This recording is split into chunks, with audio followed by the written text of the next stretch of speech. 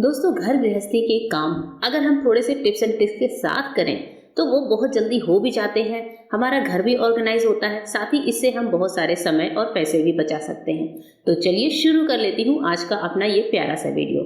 हमारी आज की जो सबसे पहली टिप है दोस्तों, वो है इस तरह के प्रेशर कुकर के पुराने रबड़ को लेकर। हमारे ये जो गैसकेट होते हैं, अक्सर क्या होता है कि हर 6 महीने साल भर पर हमें इन्हें चेंज कराना पड़ता है और ये जो पुराने रबड़ होते हैं इन्हें हम मोस्टली फेंक देते हैं।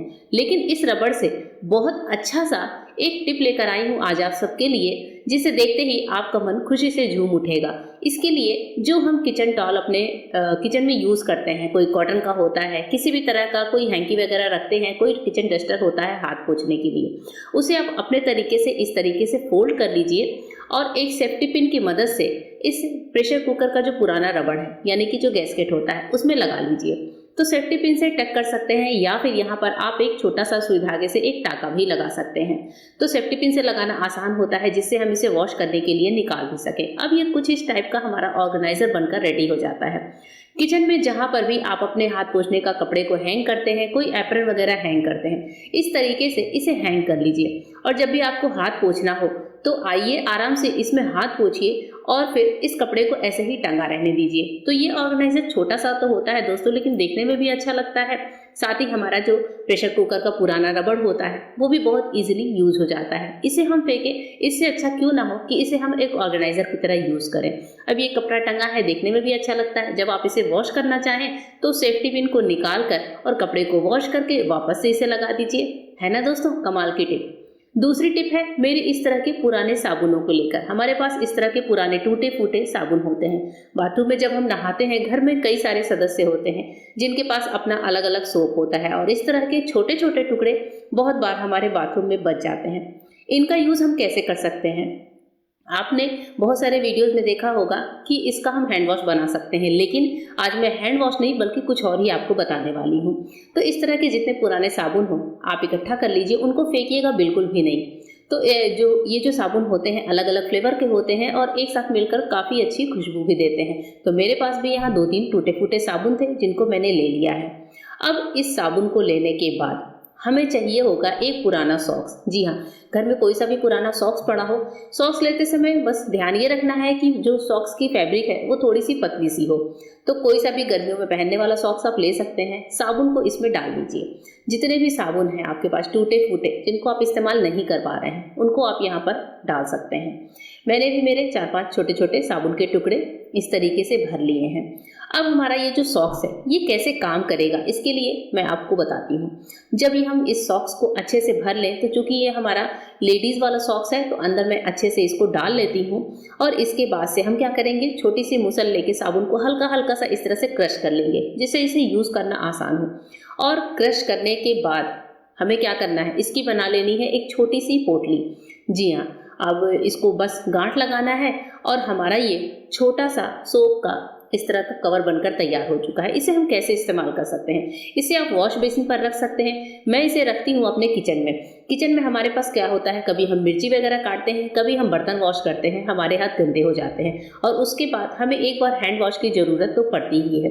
तो मैं क्या करती हूँ, ये देखिए इस तरह से सॉक्स को हल्का सा गीला किया और इसे आप किसी सोप केस में या फिर किसी बोल वगैरह में रख सकते हैं। मैं यहाँ पर इसे एक स्टील के बर्तन में रखती हूँ।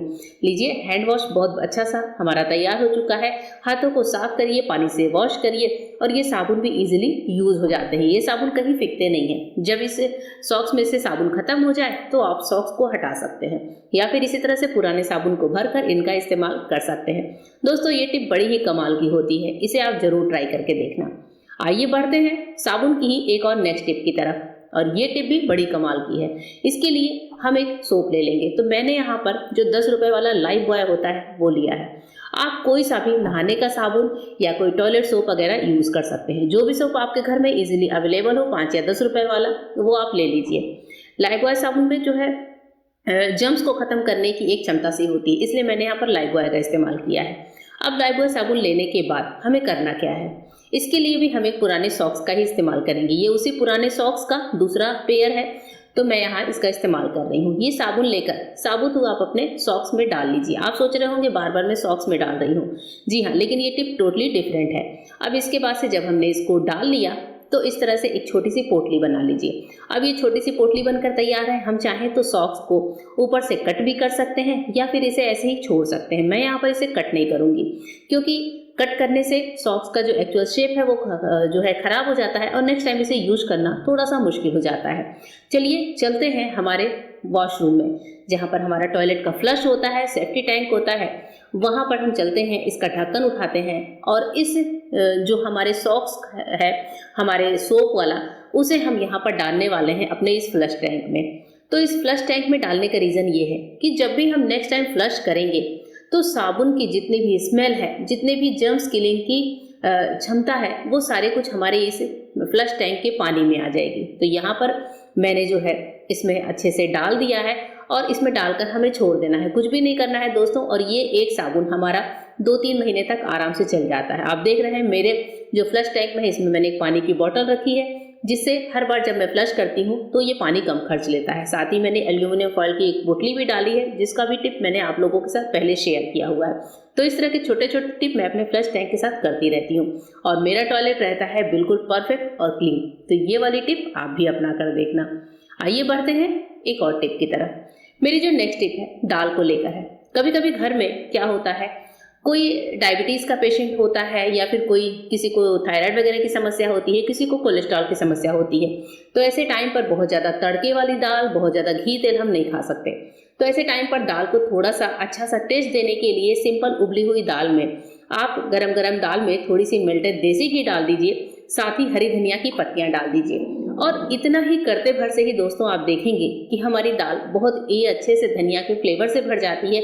साथ ही देसी घी का फ्लेवर दाल को खाने लायक बना देता है। जरूरी नहीं है कि हर बार हम घी में डाल कर ही दाल को तड़का दें। दाल को आप सिंपल इस तरह से सिंपल मेल्टेड देसी घी से भी गार्निश करके एंजॉय कर सकते हैं और इस दाल का भी टेस्ट बहुत अच्छा आता है।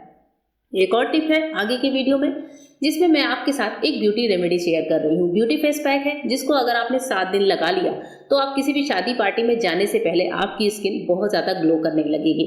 इसके लिए मैंने 2 चम्मच बेसन में थोड़ी सी हल्दी का पाउडर लिया है। साथ ही मैं डाल रही हूँ ग्लिसरीन जो कि हमारे स्किन को करता है मॉइस्चराइज। साथ ही स्किन में अगर ड्राइनेस है तो वो बहुत अच्छे से उसे हील करता है। इसके अलावा हमने लिया है यहाँ पर एलोवेरा। अगर आपके पास फ्रेश एलोवेरा का पल्प है तो वो आप ले सकते हैं। मैंने यहाँ पर ट्यूब वाले से एलोवेरा लिया है। अब इन सारी चीज़ों को पहले हम अच्छे से मिला लेते हैं। पहले हम चेक कर लेंगे कि हमारे बेसन की कंसिस्टेंसी कैसी है।